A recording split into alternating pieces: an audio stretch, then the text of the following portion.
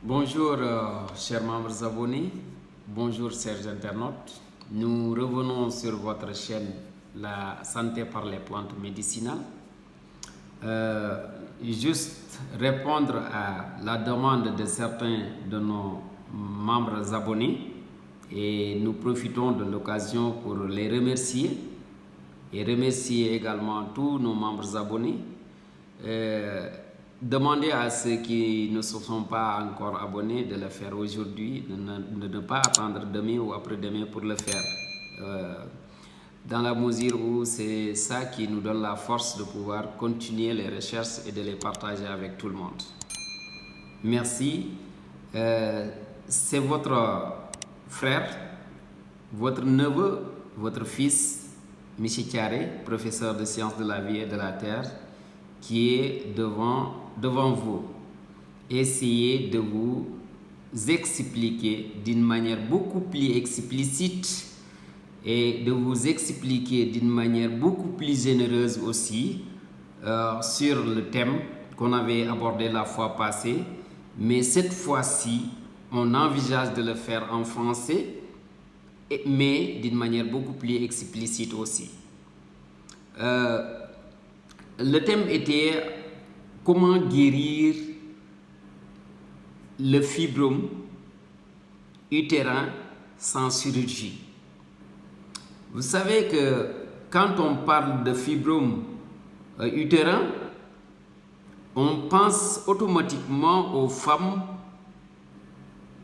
en veille de ménopause et aux filles qui sont en âge de procréer.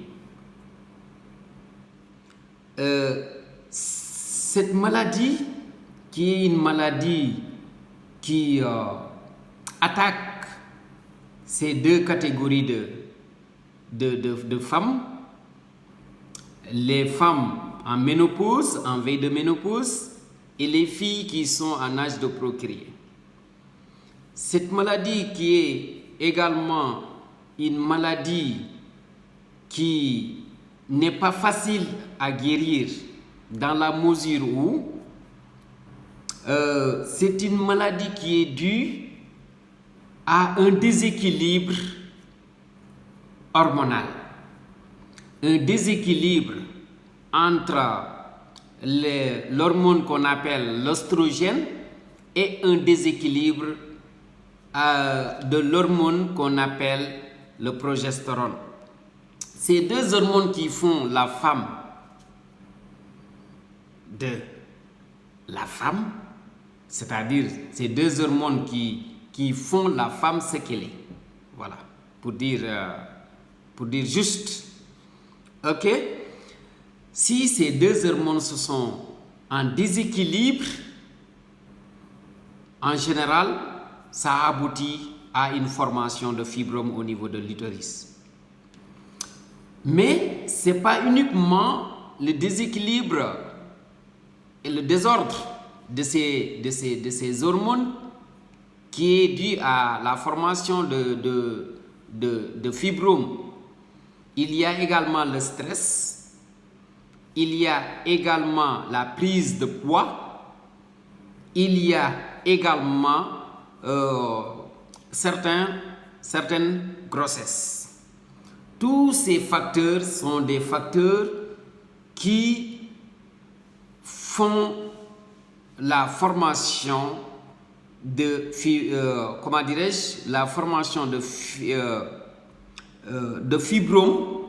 de myomes, et qui font à ce que ces derniers se développent. Cette maladie est une maladie qui se forme non seulement au niveau de l'utérus, mais qui fait que celle qui a la maladie souvent voit du sang. Il y a du sang qui se coule au niveau de son membre intime, c'est-à-dire de son vagin. Et ce sang est différent du sang de règle. c'est une maladie également qui entraîne des difficultés, c'est-à-dire des douleurs très intenses au moment des règles. C'est une maladie également qui entraîne des douleurs intenses au moment des rapports sexuels. C'est une maladie également qui n'est pas facile à guérir. En général, quand la femme est diagnostiquée par son gynécologue et que le résultat donne l'existence de fibromes, ce qui suit automatiquement, c'est la prescription de pilules. Le gynécologue va automatiquement prescrire une pilule pour la femme qui a le fibrome. Mais attention, cette pilule ne guérit pas le fibrome. Non. Cette pilule est juste pour apaiser la douleur et arrêter les saignements. Parce que je vous l'ai dit tout à l'heure, parmi les manifestes de cette maladie, il y a la saignée, c'est-à-dire du sang qui sort. La pilule arrête le sang et arrête également la douleur, mais n'efface pas la maladie. La maladie continue à exister et à se développer au niveau de l'utérus. Qu'est-ce que le gynécologue fait? Après avoir prescrit une pilule, la femme commence à prendre cette pilule. Mais cette pilule sera arrêtée quand la femme aura eu l'intention de procréer. Quand la femme a eu l'intention d'avoir des enfants, il faut arrêter la pilule. Et non seulement arrêter la pilule, mais penser à une chirurgie, c'est-à-dire une opération. Il y a autre chose pour la pilule aussi. Cette pilule épuise les hormones comme l'oestrogène, mais épuise également nos nutriments. Ce qu'on se pose est que, est-ce que pour guérir les fibromes, il faut uniquement une chirurgie? Non. Non. Toutes ces maladies qui existaient, peut-être les noms n'existaient pas, mais ces maladies existaient et on les soignait. On les soignait en utilisant ce que la médecine moderne a utilisé comme point d'appui pour moderniser sa médecine, c'est-à-dire l'utilisation des plantes médicinales. Mais qui dit soigner le fibrome sans médicaments, dit aussi temps. On ne peut pas le soigner 2 jours, 3 jours uniquement. Parce que c'est une formation au niveau de l'utérus, de type de ramification, de type de boule, qui n'est pas facile à soigner, mais qui se soigne. Ok, comment peut-on soigner les fibromes en utilisant le traitement naturel? Pour soigner le fibrome en se basant du traitement naturel, c'est-à-dire des plantes médicinales, il faut d'abord penser au nettoyage du foie pour permettre à ce dernier de pouvoir évacuer les fibromes au niveau de l'utérus. Pourquoi nettoyer le foie? Parce que il y a beaucoup de substances qui se bloquent au niveau du foie. Par exemple, les pesticides, par exemple,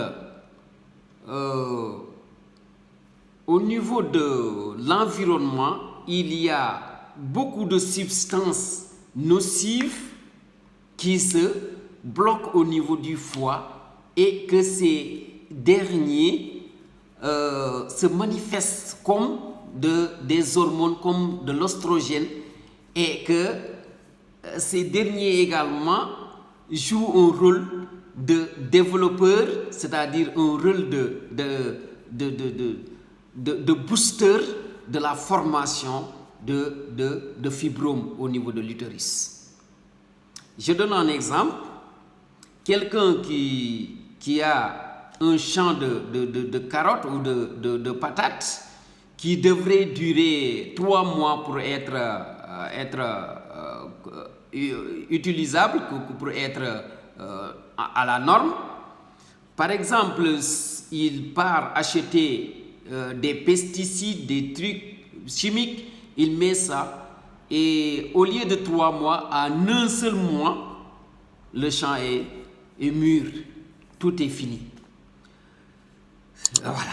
Les substances qui ont permis à cette carotte d'être prête à être utilisée à 1 mois au lieu de 3 mois, ces substances-là ne sont pas en dehors de la carotte, elles sont à l'intérieur de la carotte.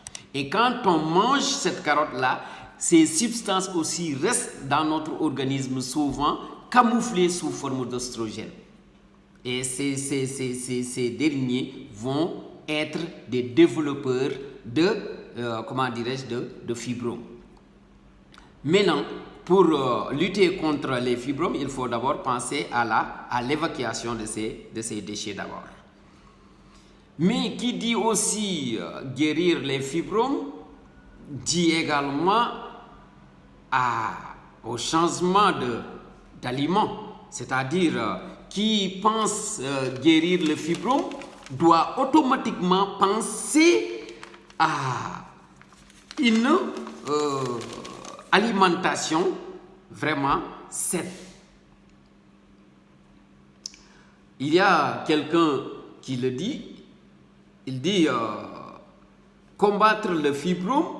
Pour combattre le fibrome, il faut beaucoup porter attention à votre nutrition. Combattre le fibrome, portez attention, vraiment attention à votre alimentation. Pour cela, il faut d'abord éviter la viande rouge. Il faut éviter la viande rouge. Il faut éviter,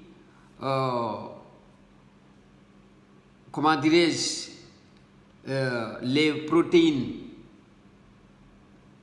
laitières, les œufs, et remplacer toutes les protéines animales, d'origine animale, par des protéines d'origine végétale. Il faut également boire chaque jour au moins 2 fois du jus de légumes. Et de préférence 2 fois par jour. Et à chaque fois, dans votre verre de jus de légumes, écrasez 2 gouttes d'ail et les mettre à l'intérieur. Les 2 fois vont donner 4 gouttes d'ail chaque jour, de préférence. Il faut aussi ajouter à votre alimentation des aliments riches en fibres.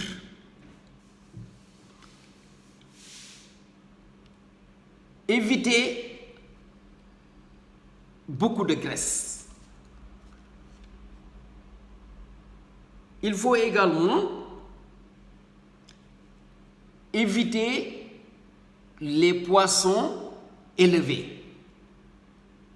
De préférence, les poissons pêchés tout au fond de la mer, c'est-à-dire les thons, les saumons.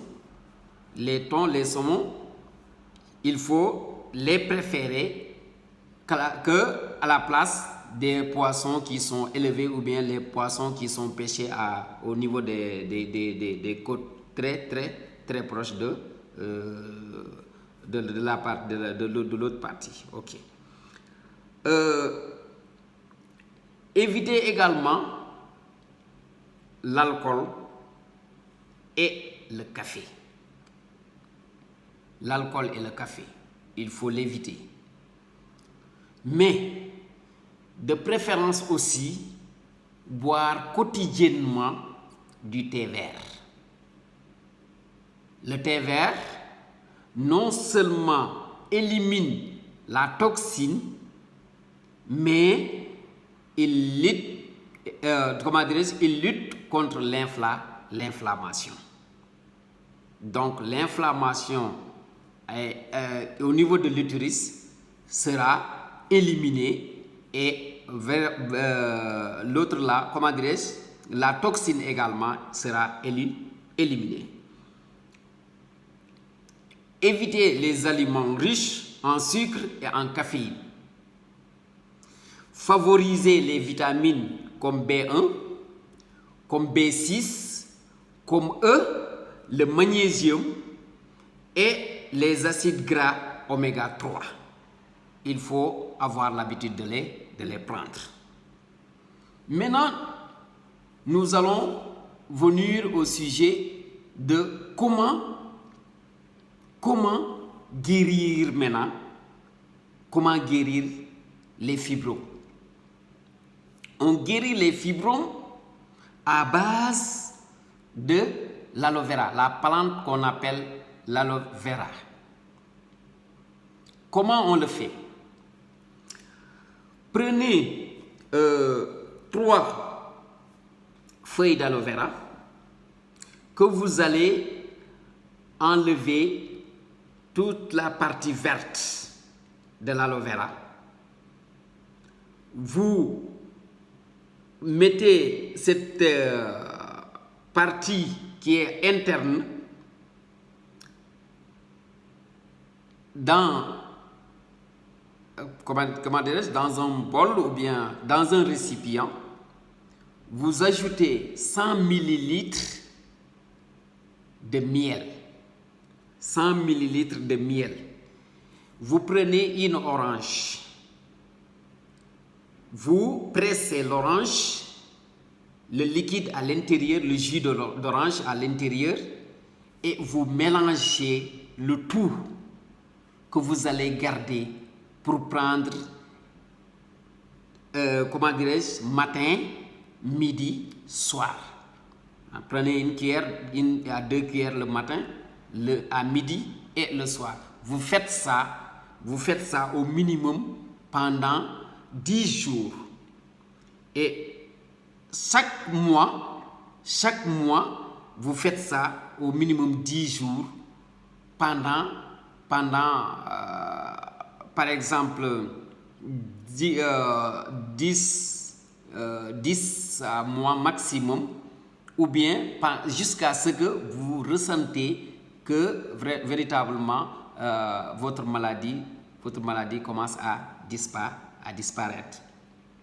Mais je note que c'est pas quelque chose qu'on fait aujourd'hui et que demain que tout est fini. Non, c'est un processus que vous allez suivre. Vous le faites pendant 10 jours. L'autre mois, vous le faites 10 jours encore. L'autre mois, vous pouvez sauter et ensuite ou bien vous le faites 4 mois comme d'habitude. On le fait 4 mois. Après, on arrête 2 mois ou bien 1 mois. On fait encore 4 mois. Si ce n'est pas fini, vous répétez jusqu'à ce que véritablement tout se passe bien. Vous pouvez aussi prendre une feuille d'aloe vera, vous grattez la partie verte jusqu'à ce que vous ayez la partie qui est interne. Qu'est-ce que vous faites avec cette partie interne? Vous coupez un petit morceau suppositoire. Et pendant la nuit, au coucher, vous prenez une partie, une petite boule, vous mettez à l'intérieur du vagin et vous allez dormir. Le lendemain, vous n'allez pas trouver. Ça va disparaître. Si vous faites ça, et vous répétez, jusqu'à ce que vraiment vous ne ressentez plus rien. Ou bien, qu'est-ce que vous faites? Vous prenez toujours l'aloe vera, la partie toujours interne de l'aloe vera, vous prenez cette partie-là, la partie blanche, vous mélangez cette partie avec de la karité. Et ensuite, vous modelez cette karité et le mélange d'aloe vera comme des boules que vous allez former comme ça, et plusieurs vous mettez dans votre frigo. Comme ça, la forme de boule va toujours rester. Et maintenant, pendant la nuit, au coucher, vous prenez une boule, vous mettez à l'intérieur du vagin. Vous allez coucher, vous allez dormir. Le lendemain, vous n'allez pas trouver. Vous le faites pendant 7 jours. Après les 7 jours, vous pouvez arrêter quelque temps et ensuite reprendre jusqu'à ce que vraiment la maladie se débarrasse de vous. Vraiment, c'est ça. C'est comme ça qu'on peut soigner les fibromes sans opération, sans chirurgie. C'est-à-dire, premièrement, nettoyer le foie. Deuxièmement, contrôler votre régime alimentaire. Troisièmement, l'utilisation de l'aloe vera. Le mélange d'aloe vera avec du miel et de l'orange, du jus d'orange. Ça, on consomme. L'autre, c'est couper l'aloe vera sous forme de suppositoire tout en se débarrassant de la partie verte. L'autre, c'est toujours même manière, se débarrasser de la partie verte de la feuille d'aloe vera. La partie interne, vous mélangez cette partie interne avec de la karité. Et vous formez des petites boules, des ovules, et ces ovules-là, vous les utilisez la nuit au coucher pour pouvoir vous débarrasser de ces myomes, de ces fibromes sans chirurgie. Mais je le répète aussi, si vous voulez commencer ce traitement, il faut demander à votre gynécologue si votre type de fibrome est collé à ce type de traitement. Le plus souvent, si vous l'expliquez qu'est-ce que vous allez utiliser, il va automatiquement accepter si votre type de myome est compatible avec ce traitement. Voilà ce que nous vous avons apporté aujourd'hui. C'était juste pour éclaircir ce qu'on avait expliqué en Wolof, et juste aussi de le faire en français pour pouvoir permettre à ceux qui ne comprennent pas le Wolof de pouvoir s'en bénéficier. Voilà, merci beaucoup. Nous vous donnons rendez-vous très prochainement, d'ici 2 ou 3 jours maximum, avec un autre numéro, une autre maladie, d'autres types de végétaux qui vont nous permettre de pouvoir nous débarrasser de certains maux. Assalamu alaikum wa rahmatullah.